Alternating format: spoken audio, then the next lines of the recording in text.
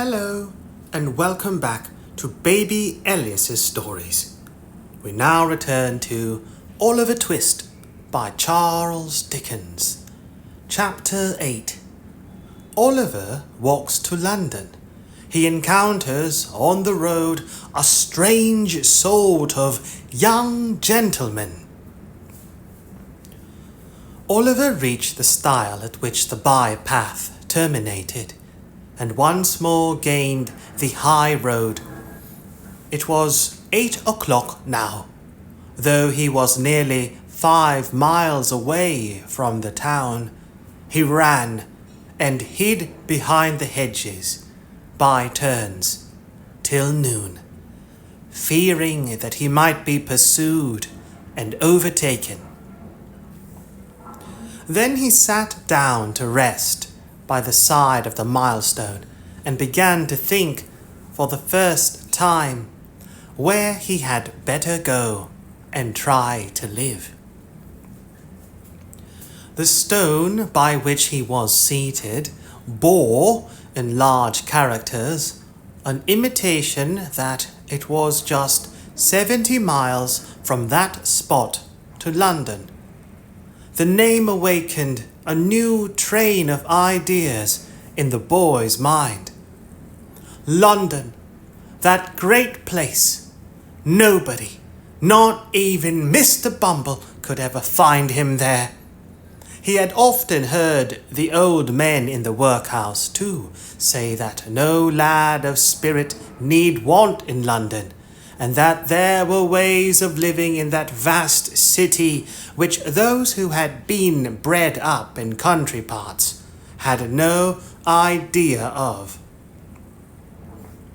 It was the very place for a homeless boy who must die in the streets unless someone helped him. As these things passed through his thoughts, he jumped upon his feet and again walked forward.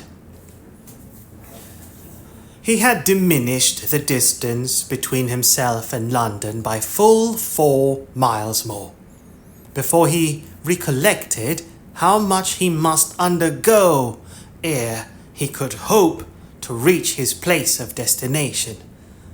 As this consideration forced itself upon him, he slackened his pace a little, and meditated upon his means of getting there. He had a crust of bread, a coarse shirt, and 2 pairs of stockings in his bundle. He had a penny too, a gift of sour berries after some funeral in which he had acquitted himself more than ordinarily well, in his pocket. A clean shirt, thought Oliver, is a very comfortable thing, and so are 2 pairs of darned stockings, and so is a penny. But they small helps to a 65 miles walk in winter time.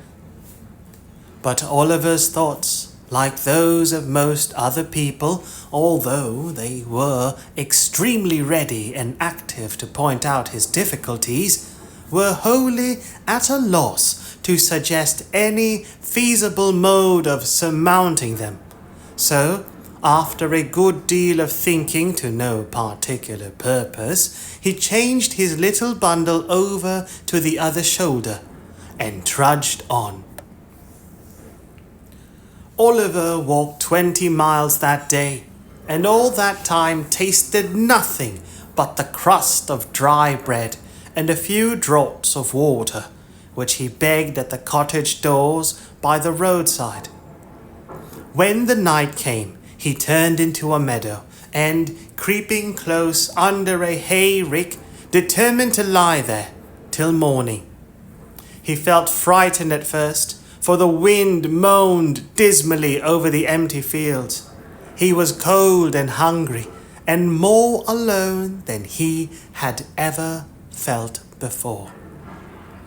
Being very tired with his walk, however, he soon fell asleep and forgot his troubles. He felt cold and stiff when he got up next morning, and so hungry that he was obliged to exchange the penny for a small loaf in the very first village through which he passed. He had walked no more than 12 miles when night closed in again. His feet were sore and his legs so weak that they trembled beneath him. Another night passed in the bleak, damp air made him worse. When he set forward on his journey next morning, he could hardly crawl along.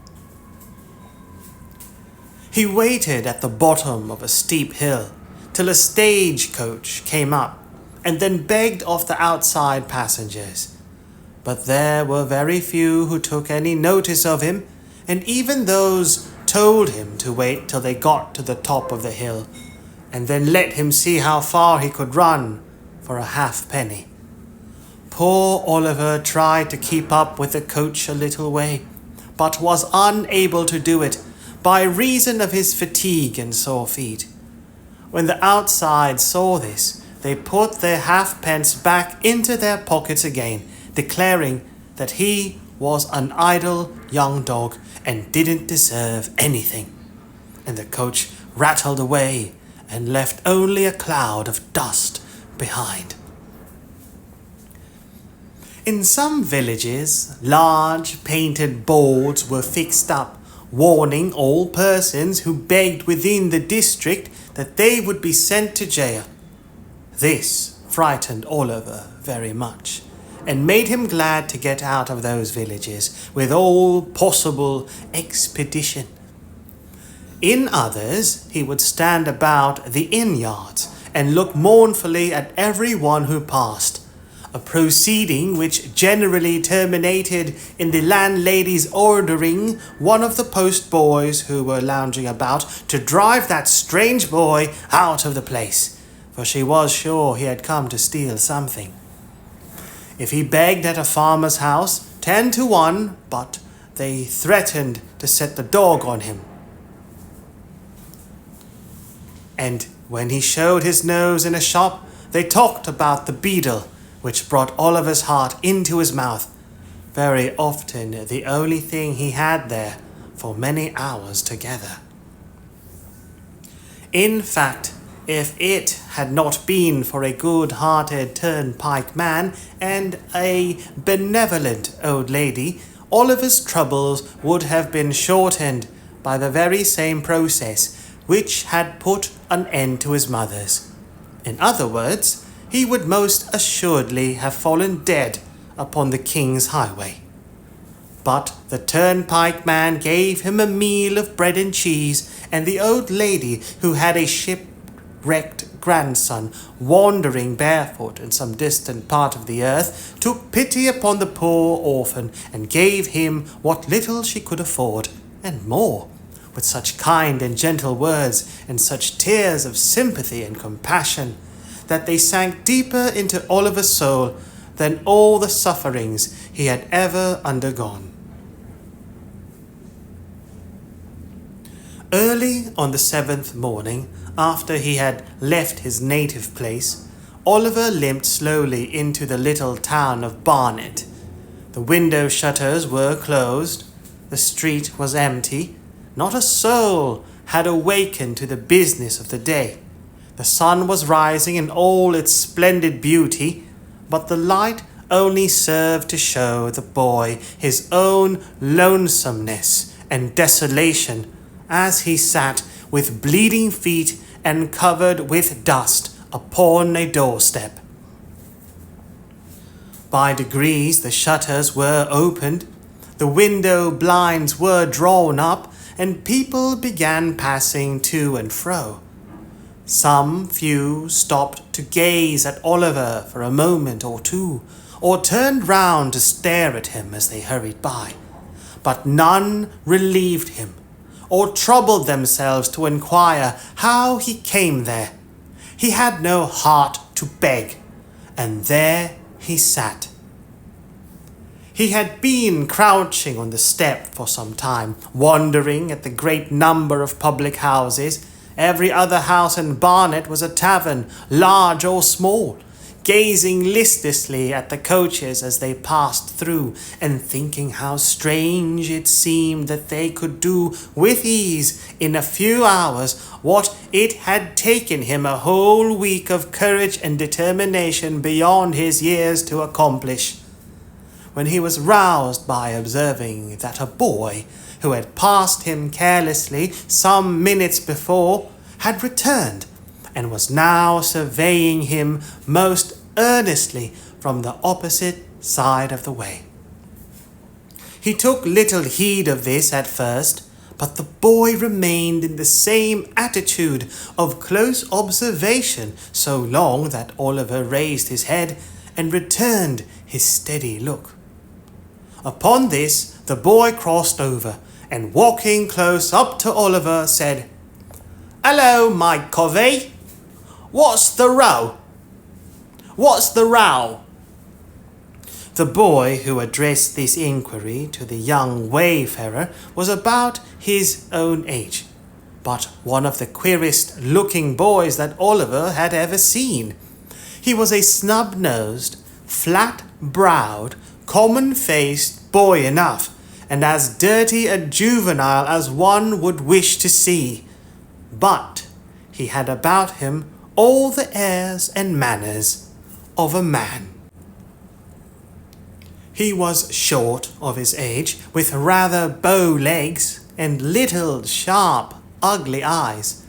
His hat was stuck on the top of his head so lightly that it threatened to fall off every moment, and would have done so very often if the wearer had not had a knack of every now and then giving his head a sudden twitch, which brought it back to its old place again. He wore a man's coat, which reached nearly to his heels. He had turned the cuffs back halfway up his arm to get his hands out of the sleeves, apparently with the ultimated view of thrusting them into the pockets of his corduroy trousers, for there he kept them. He was altogether as roistering and swaggering a young gentleman as ever. Roistering. Roistering. Roistering. Ugh. Roistering. Roistering, R-O-Y-S-T-E-R-I-N-G or R-O-I-S-T-E-R-I-N-G, refers to noisy, energetic, and often boisterous merrymaking or revelry, typically involving drink. It describes behaving in a loud, swaggering, or rowdy manner derived from a 16th century term for a rude or rustic fellow. Roistering. He was altogether as roistering and swaggering a young gentleman as ever stood 4 feet 6 or something less in the bluchers. What is this word? Bluchers. Strong leather half boots or high shoes. Bluchers. B-L-U-C-H-E-R-S. Bluchers. Bluchers. He was altogether as roistering and swaggering a young gentleman as ever stood 4 feet 6 or something less in the bluchers. "Hello, my covey. What's the row?" said this strange young gentleman to Oliver. "I am very hungry and tired," replied Oliver, the tears standing in his eyes as he spoke. "I have walked a long way. I have been walking these 7 days." "Walking for 7 days?" said the young gentleman. "Oh, I see. Beak's order, eh? But," he added, noticing Oliver's look of surprise, "I suppose you don't know what a beak is, my flesh companion?" Oliver mildly replied that he had always heard a bird's mouth described by the term in question. "My eyes! How green!" exclaimed the young gentleman. "Why, a beak's a magistrate, and when you walk by a beak's order, it's not straight forward, but always a going up, and never a coming down again. Was you never on the mill? What mill? Inquired Oliver. What mill? Why, the mill. The mill as takes up so little room that it'll work inside a stone jug, and always goes better when the wind's low with people. That's when it's high. Of course, then they can't get workmen. But come, said the young gentleman, you want grub, and you shall have it. I'm at low water mark myself, only one bob and a magpie, but as far as it goes, I'll fork out and stump. Up with you on your pins. There, now then. Maurice! Assisting Oliver to rise, the young gentleman took him to an adjacent chandler's shop, where he purchased a sufficiency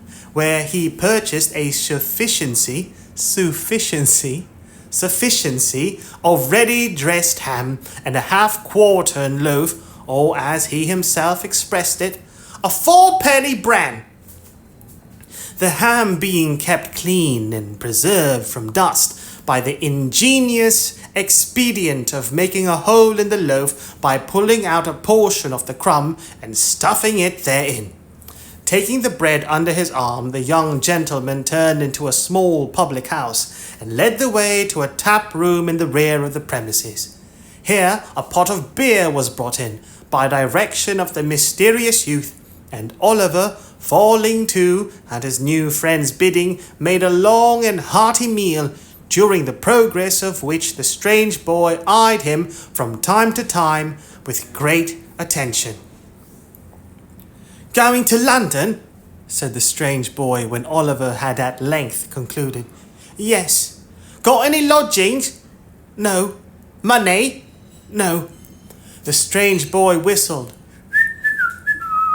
and put his arms into his pockets, as far as the big coat sleeves would let them go. Do you live in London? Inquired Oliver. Yes, I do, when I'm at home, replied the boy. I suppose you want some place to sleep in tonight, don't you? I do, indeed, answered Oliver. I have not slept under a roof since I left the country. Don't fret your eyelids on that score, said the young gentleman. I've got to be in London tonight, and I know a spectable old gentleman as lives there. What'll you give lodgings for nothing? And never ask for the change, that is.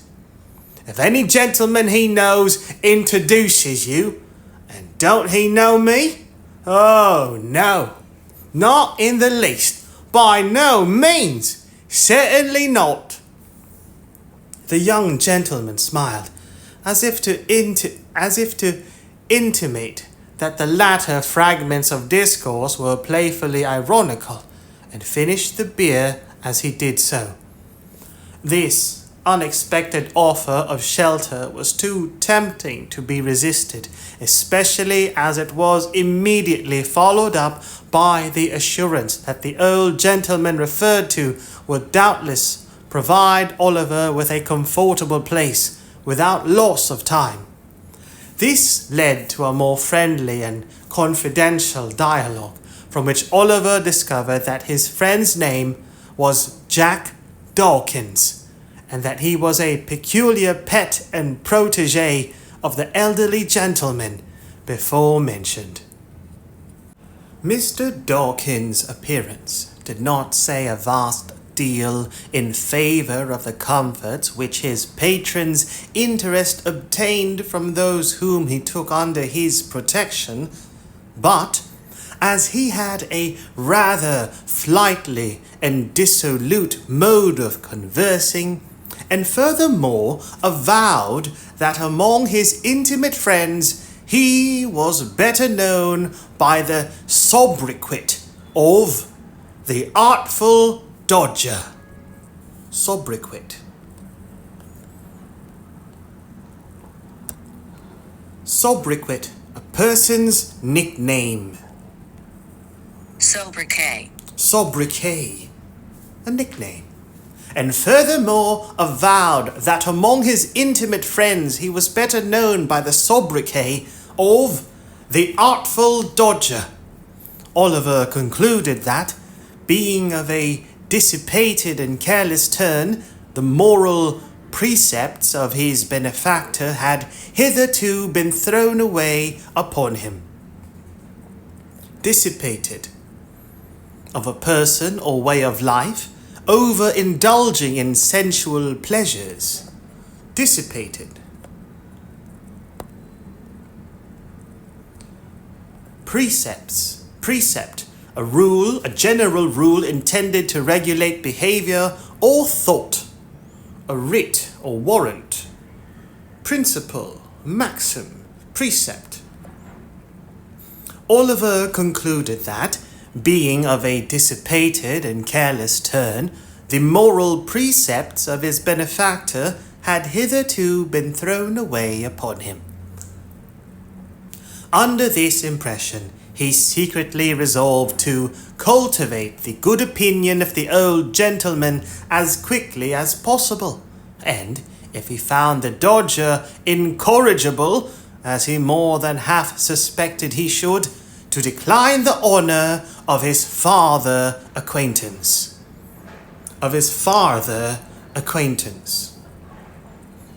As John Dawkins objected to their entering London before nightfall, it was nearly 11 o'clock when they reached the turnpike at Islington.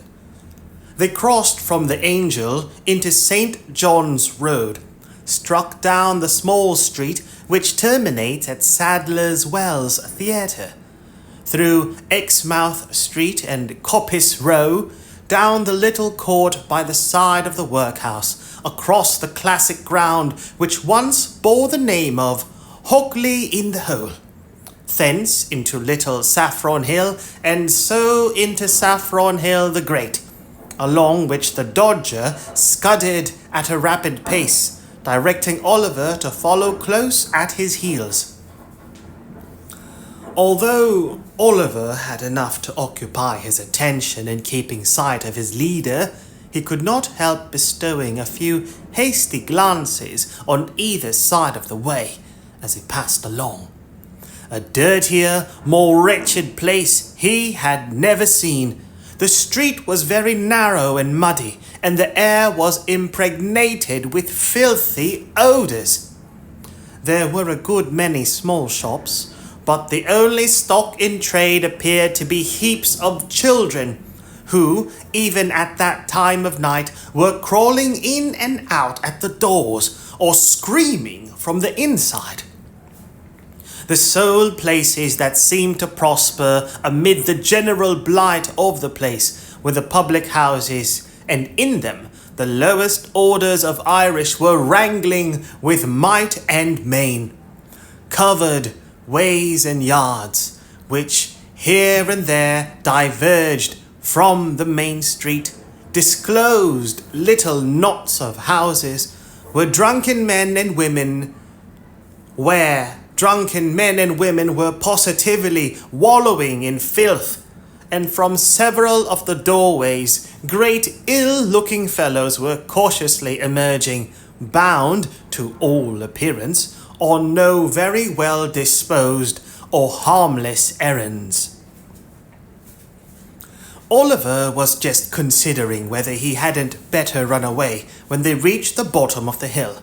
His conductor, catching him by the arm, pushed open the door of a house near Field Lane, and drawing him into the passage, closed it behind them. "Now then," cried a voice from below, in reply to a whistle from the Dodger. "Plummy and slam," was the reply. This seemed to be some watchword or signal that all was right, for the light of a feeble candle gleamed on the wall at the remote end of the passage, and a man's face peeped out, from where a balustrade of the old kitchen staircase had been broken away. Balustrade. A railing supported by balusters, especially an ornamental parapet on a balcony, bridge, or terrace. Balustrade. "There's two on you," said the man, thrusting the candle farther out and shielding his eyes with his hand. "Who's the other one?" Who's the t'other one?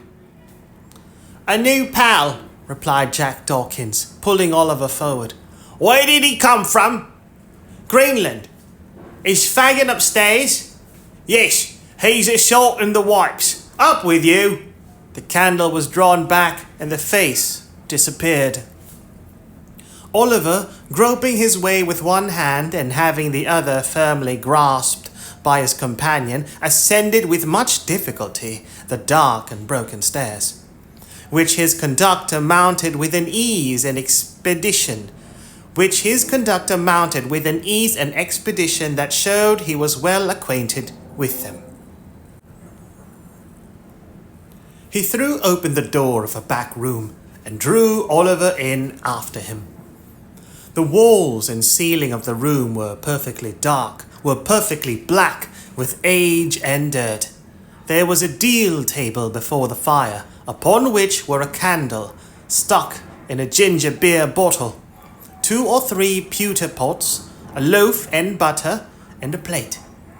In a frying pan which was on the fire, and which was secured to the mantel shelf by a string, some sausages were cooking, and standing over them, with a toasting fork in his hand, was a very old, shriveled Jew, whose villainous-looking and repulsive face was obscured by a quantity of matted red hair. He was dressed in a greasy flannel gown, with his throat bare, and seemed to be dividing his attention between the frying pan and the clothes horse, over which a great number of silk handkerchiefs were hanging. Several rough beds made of old sacks were huddled side by side on the floor. Seated round the table were 4 or 5 boys, none older than the Dodger, smoking long clay pipes and drinking spirits with the air of middle-aged men. These all crowded about their associate as he whispered a few words to the Jew, and then turned round and grinned at Oliver. So did the Jew himself, toasting fork in hand. This is him, Fagin, said Jack Dawkins. My friend, Oliver Twist. The Jew grinned, and making a low obeisance to Oliver, obeisance,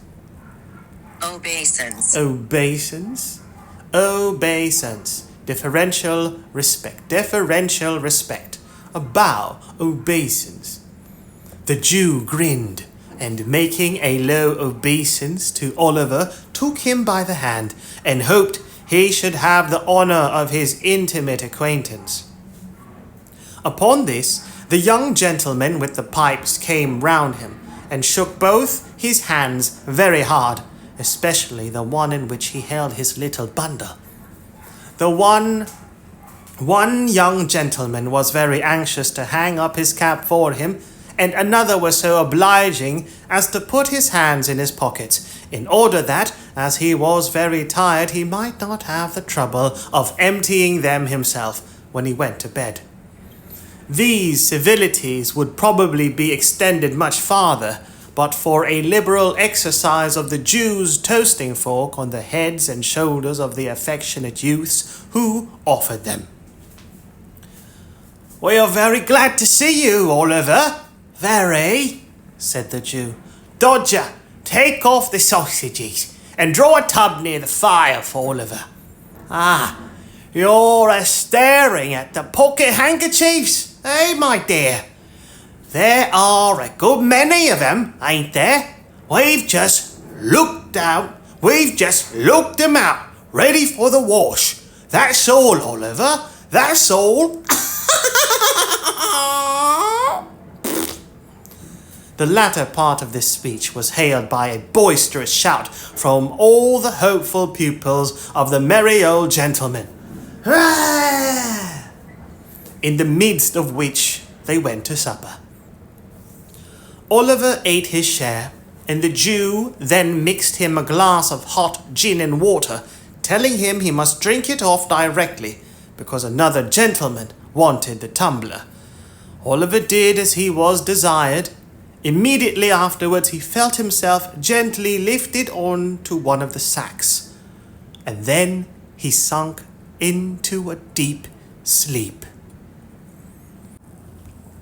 Chapter 9, containing further particulars concerning the pleasant old gentleman and his hopeful pupils. It was late next morning when Oliver awoke from a sound, long sleep.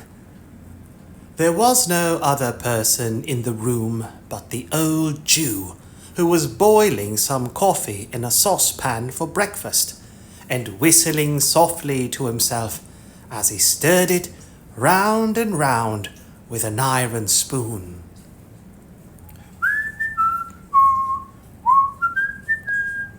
He would stop every now and then to listen when there was the least noise below, and when he had satisfied himself, he would go on whistling and stirring again as before.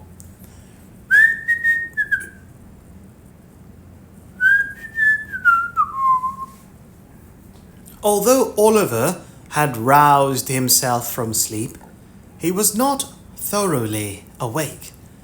There is a drowsy state between sleeping and waking. There is a drowsy state between sleeping and waking, when you dream more than 5 minutes with your eyes half open, and yourself half conscious of everything that is passing around you, than you would in 5 nights with your eyes fast closed and your senses wrapped in perfect unconsciousness. At such time, a mortal knows just enough of what his mind is doing to form some glimmering conception of its mighty powers, its bounding from earth and spurning time and space, when freed from the restraint of its corporeal associate. Oliver was precisely in this condition. He saw the Jew with his half-closed eyes, heard his low whistling, and recognized the sound of the spoon grating against the saucepan's sides. And yet the self-same senses were mentally engaged, at the same time in busy action with almost everybody he had ever known. When the coffee was done, the Jew drew the saucepan to the hob. Standing then in an irresolute attitude for a few minutes, as if he did not well know how to employ himself, he turned round and looked at Oliver, and called him by his name. He did not answer, and was to all appearances asleep. "Oliver!" After satisfying himself upon this head, the Jew stepped gently to the door, which he fastened. He then drew forth, as it seemed to Oliver, from some trap in the floor, a small box, which he placed carefully on the table. His eyes glistened as he raised the lid and looked in. Dragging an old chair to the table, he sat down and took from it a magnificent gold watch, sparkling with jewels. "Aha!"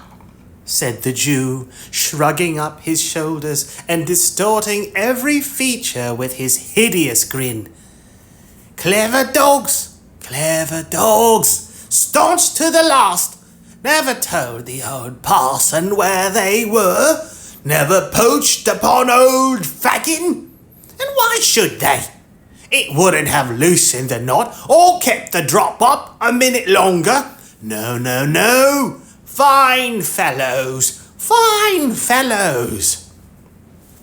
With these and other muttered reflections of the like nature, the Jew once more deposited the watch in its place of safety. At least, half a dozen more were severally drawn forth from the same box and surveyed with equal pleasure, besides rings, brooches, bracelet, and other articles of jewellery of such magnificent materials and costly workmanship that Oliver had no idea even of their names. Having replaced these trinkets, the Jew took out another, so small that it lay in the palm of his hand. There seemed to be some very minute inscription on it, for the Jew laid it flat upon the table, and shading it with his hand, pored over it long and earnestly. At length he put it down, as if despairing of success, and, leaning back in his chair, muttered, "What a fine thing capital punishment is! Dead men never repent. Dead men never bring awkward stories to light. Ah, it's a fine thing for the trade. 5 of them strung up in a row, and none left to play booty or turn white-livered." As the Jew uttered these words, his bright, dark eyes, which had been staring vacantly before him, fell on Oliver's face. The boy's eyes were fixed on his in mute curiosity, and although the recognition was only for an instant, for the briefest space of time that can possibly be conceived, it was enough to show the old man that he had been observed. He closed the lid of the box with a loud crash, and laying his hand on a bread knife which was on the table, started furiously up. He trembled very much, though, for even in his terror, Oliver could see that the knife quivered in the air. "What's that?" said the Jew. "What do you watch me for? Why are you awake? What have you seen? Speak out, boy! Quick, quick, for your life!" "I wasn't able to sleep any longer, sir," replied Oliver meekly. "I am very sorry if I have disturbed you, sir." "You were not awake an hour ago," said the Jew, scowling fiercely on the boy. No, indeed," replied Oliver. "Are you sure?" cried the Jew, with a still fiercer look than before, and a threatening attitude. "Upon my word I was not, sir," replied Oliver earnestly. "I was not, indeed, sir." "Tush, tush, my dear," said the Jew, abruptly resuming his old manner, and playing with the knife a little before he laid it down, as if to induce the belief that he had caught it up in mere sport. "Of course I know that, my dear. I only tried to frighten you. You're a brave boy." "You're a brave boy, Oliver." The Jew rubbed his hands with a chuckle, but glanced uneasily at the box, notwithstanding. "Did you see any of these pretty things, my dear?" said the Jew, laying his hand upon it after a short pause. "Yes, sir," replied Oliver. "Ah," said the Jew, turning rather pale. They're mine, Oliver. My little property. All I have to live upon in my old age. The folks call me a miser, my dear. Only a miser, that's all." Oliver thought the old gentleman must be a decided miser to live in such a dirty place with so many watches. But, thinking that perhaps his fondness for the Dodger and the other boys cost him a good deal of money, he only cast a deferential look at the Jew and asked if he might get up. "Certainly, my dear, certainly," replied the old gentleman. "Stay, there's a pitcher of water in the corner by the door. Bring it here, and I'll give you a basin to wash in, my dear." Oliver got up, walked across the room, and stooped for an instant to raise the pitcher. When he turned his head, The box was gone. He had scarcely washed himself and made everything tidy by emptying the basin out of the window, agreeably to the Jew's directions, when the Dodger returned, accompanied by a very sprightly young friend whom Oliver had seen smoking on the previous night and who was now formally introduced to him as Charlie Bates. The four sat down to breakfast on the coffee and some hot rolls and ham which the Dodger had brought home in the crown of his hat. "Well," said the Jew, glancing slyly at Oliver and addressing himself to the Dodger, "I hope you've been at work this morning, my dears?" "Hard," replied the Dodger. "As nails," added Charlie Bates. "Good boys, said the Jew. "What have you got, Dodger?" "A couple of pocket books," replied that young gentleman. "Lined?" inquired the Jew with eagerness.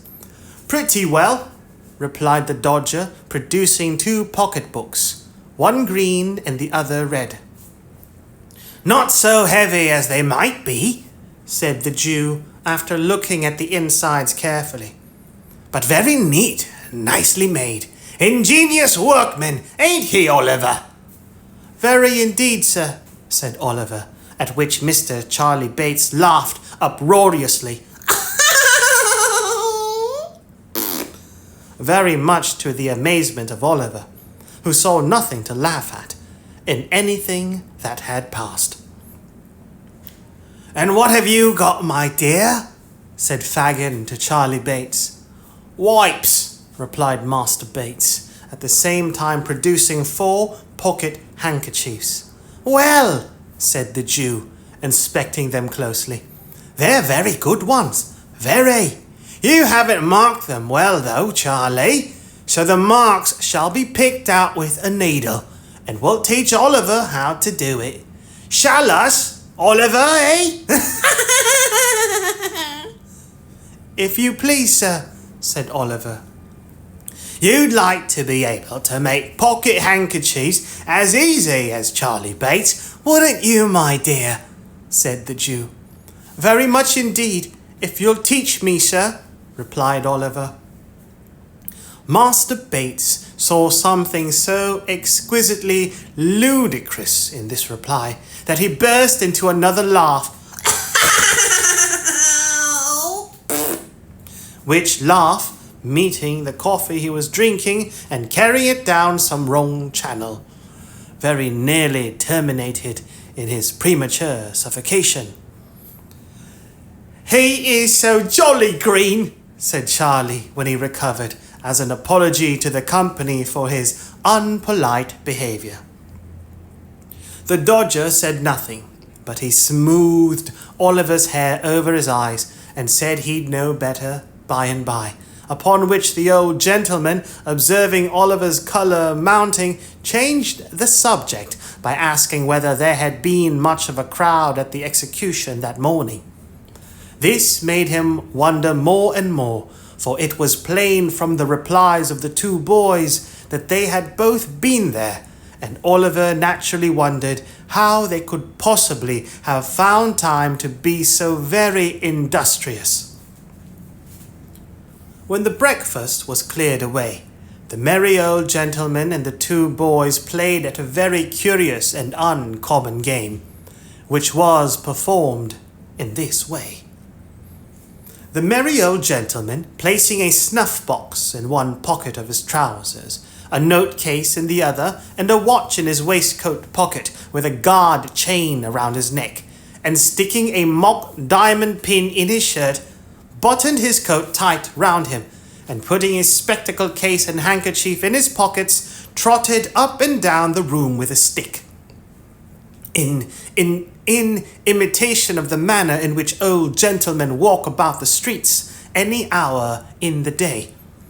Sometimes he stopped at the fireplace, and sometimes at the door, making believe that he was staring with all his might into shop windows, At such times he would look constantly round him for fear of thieves, and would keep slapping all his pockets in turn, to see that he hasn't lost anything, to see that he hadn't lost anything, in such a very funny and natural manner, that Oliver laughed till the tears ran down his face.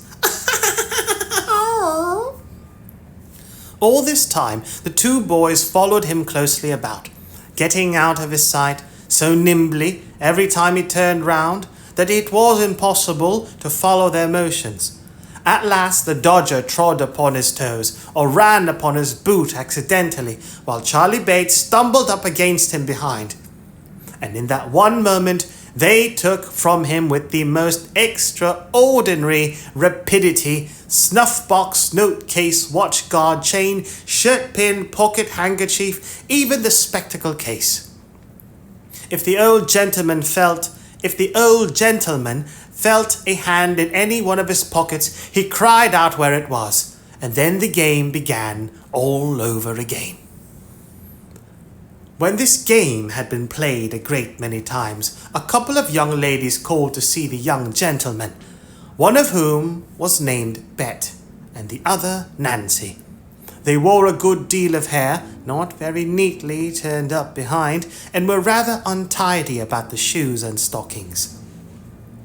They were not exactly pretty, perhaps, but they had a great deal of colour in their faces, and looked quite stout and hearty.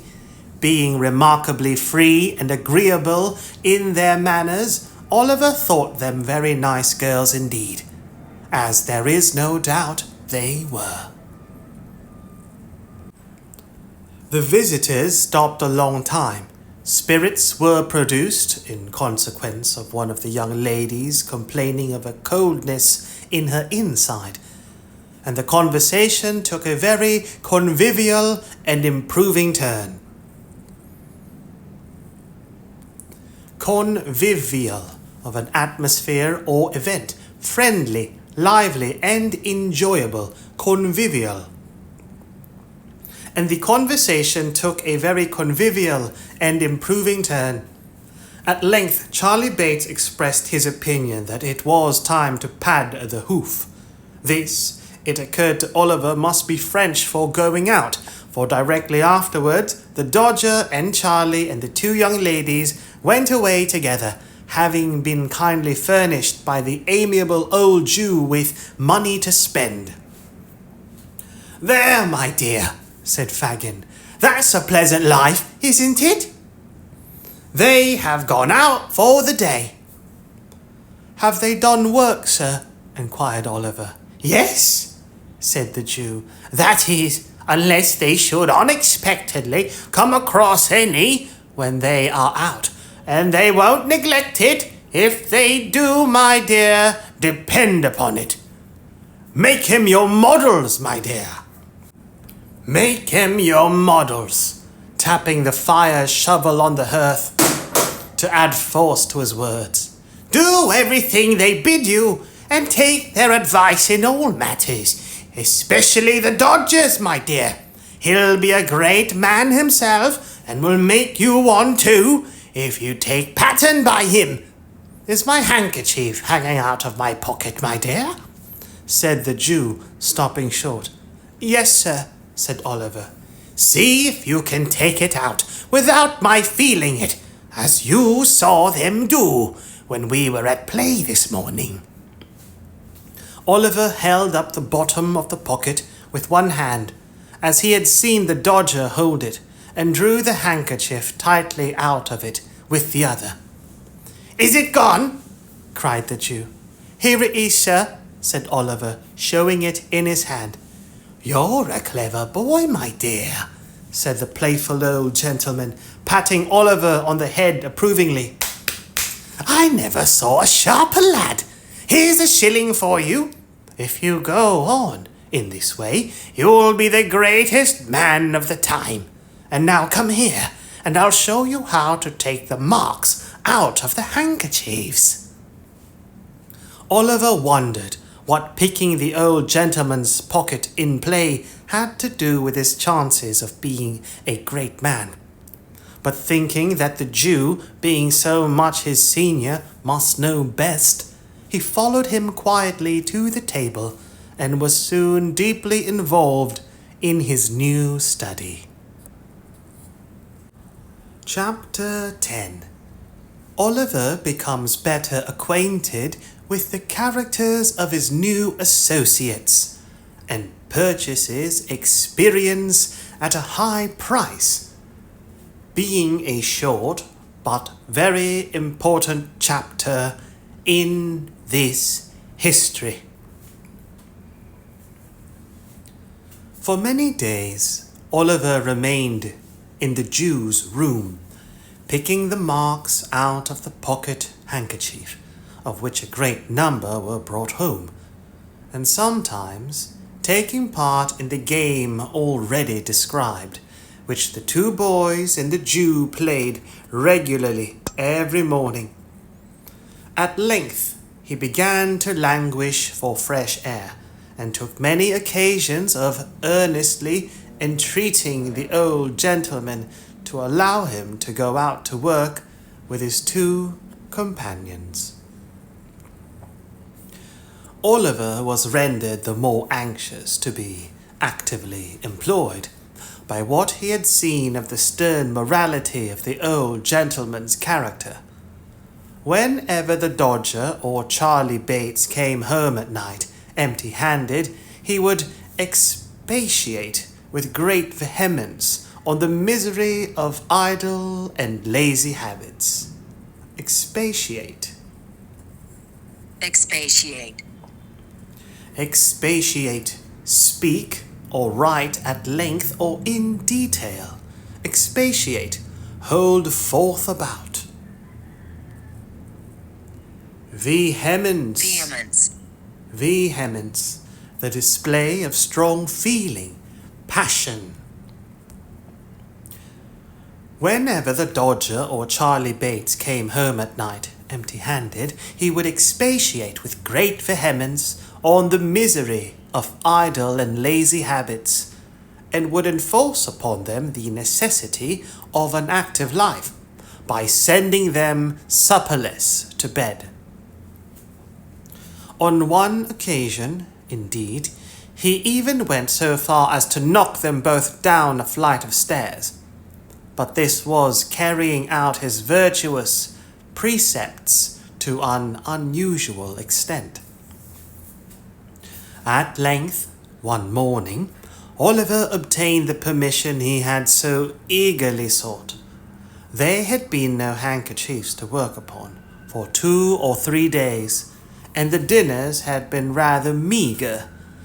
Perhaps these were reasons for the old gentleman's giving his assent, but whether they were or no, he told Oliver he might go, and placed him under the joint guardianship of Charlie Bates and his friend the Dodger.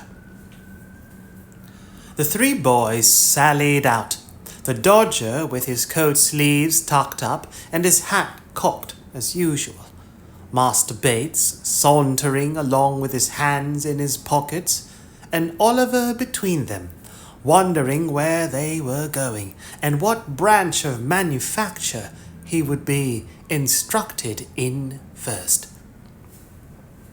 The pace at which they went was such a very lazy, ill-looking saunter that Oliver soon began to think his companions were going to deceive the old gentleman by not going to work at all.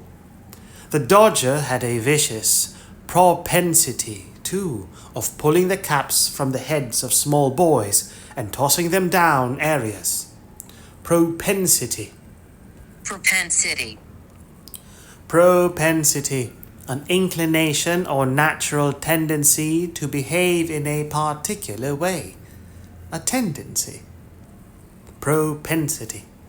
The Dodger had a vicious propensity, too, of pulling the caps from the heads of small boys and tossing them down areas, while Charlie Bates exhibited some very loose notions concerning the rights of property by pilfering divers apples and onions from the stalls at the kennel sides, and thrusting them into his pockets, which were so surprisingly capacious that they seemed to undermine his whole suit of clothes in every direction. Capacious. Having a lot of space inside. Roomy. Charlie Bates exhibited some very loose notions concerning the rights of property by pilfering divers apples and onions from the stalls at the kennel sides and thrusting them into pockets which were so surprisingly capacious that they seemed to undermine his whole suit of clothes in every direction. These things looked so bad that Oliver was on the point of declaring his intention of seeking his way back in the best way he could, when his thoughts were suddenly directed into another channel by a very mysterious change of behavior on the part of the Dodger. They were just emerging from a narrow court not far from the open square in Clerkenwell, which is yet called, by some strange perversion of terms, the Green, when the Dodger made a sudden stop, and laying his finger on his lip, drew his companions back with the greatest caution and circumspection. Circumspection. Circumspection, the quality of being wary and unwilling to take risks, prudence or caution. Drew his companions back again with the greatest caution and circumspection. "What's the matter?" demanded Oliver. "Hush!" replied the Dodger.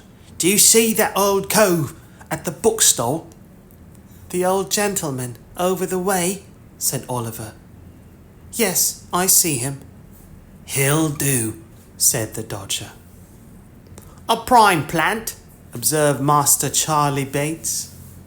Oliver looked from one to the other with the greatest surprise, but he was not permitted to make any inquiries, for the two boys walked stealthily across the road and slunk close behind the old gentleman towards whom his attention had been directed. Oliver walked a few paces after them, and not knowing whether to advance or retire, stood looking on in silent amazement. The old gentleman was a very respectable-looking personage, with a powdered head and gold spectacles. He was dressed in a bottle green coat with a black velvet collar, wore white trousers, and carried a smart bamboo cane under his arm. He had taken up a book from the stall, and there he stood, reading away as hard as if he were in his elbow chair, in his own study. It is very possible that he fancied himself there indeed, for it was plain from his abstraction that he saw not the bookstall, nor the street, nor the boys, nor, in short, anything but the book itself, which he was reading straight through, turning over the leaf when he got to the bottom of a page, beginning at the top line of the next one, and going regularly on with the greatest interest and eagerness. What was Oliver's horror and alarm as he stood a few paces off, looking on with his eyelids as wide open as they would possibly go, to see the Dodger plunge his hand into the old gentleman's pocket and draw from thence a handkerchief, to see him hand the same to Charlie Bates, and finally to behold them both running away round the corner at full speed. In an instant, the whole mystery of the handkerchiefs and the watches and the jewels and the Jew rushed upon the boy's mind. He stood for a moment with the blood so tingling through all his veins from terror that he felt as if he were in a burning fire. Then, confused and frightened, he took to his heels, and, not knowing what he did, made off as fast as he could lay his feet to the ground. This was all done in a minute's space. In the very instant when Oliver began to run, the old gentleman, putting his hand to his pocket and missing his handkerchief, turned sharp round. Seeing the boy scudding away at such a rapid pace, he very naturally concluded him to be the depredator. Depredator.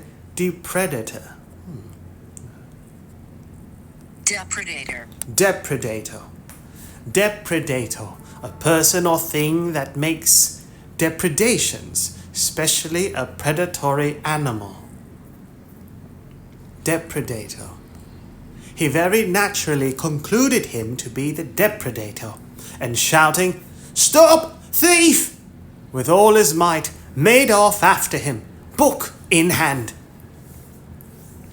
But the old gentleman was not the only person who raised the hue and cry. Hue and cry. Hue and cry, a loud clamour or public outcry, commotion.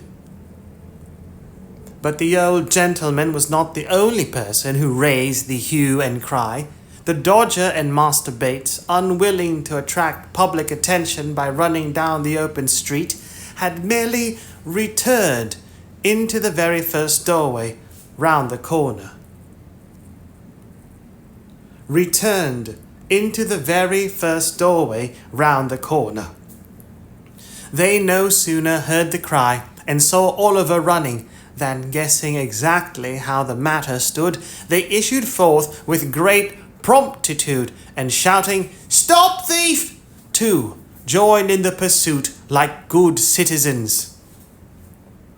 Although Oliver had been brought up by philosophers, he was not theoretically acquainted with the beautiful axiom that self-preservation is the first law of nature.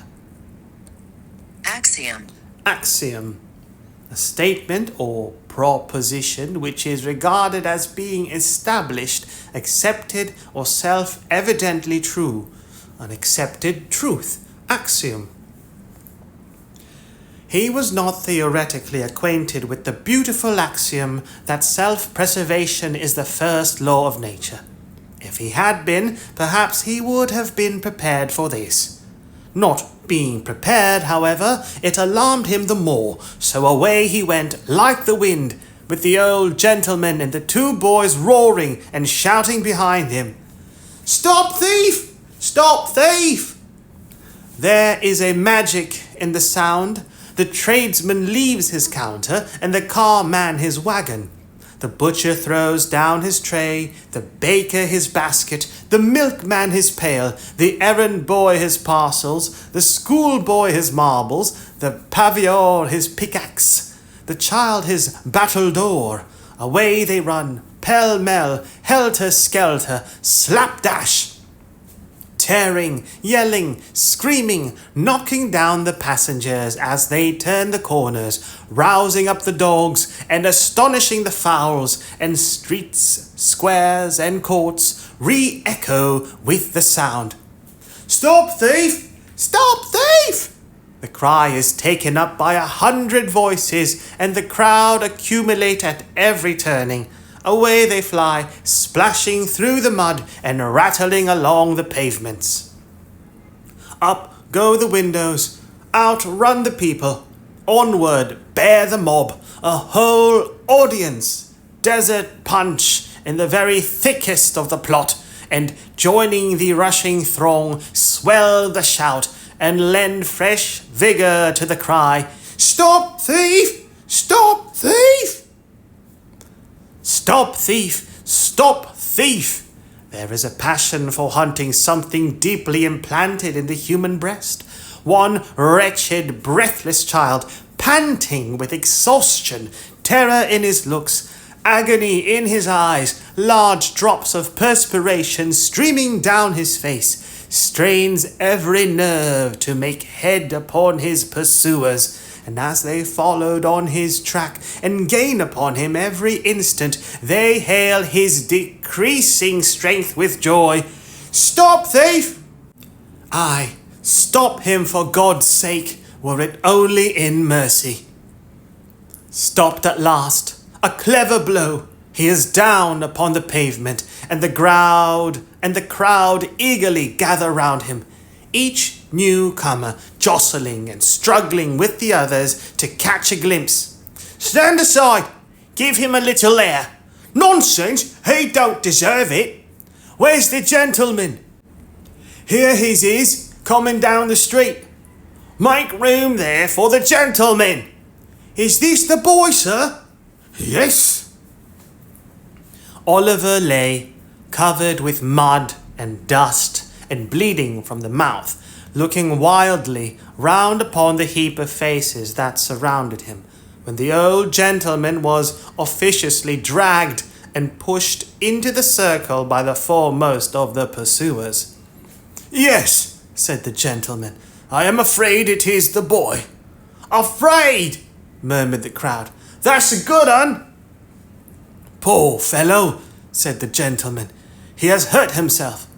"I did that, sir," said a great lubberly fellow, stepping forward.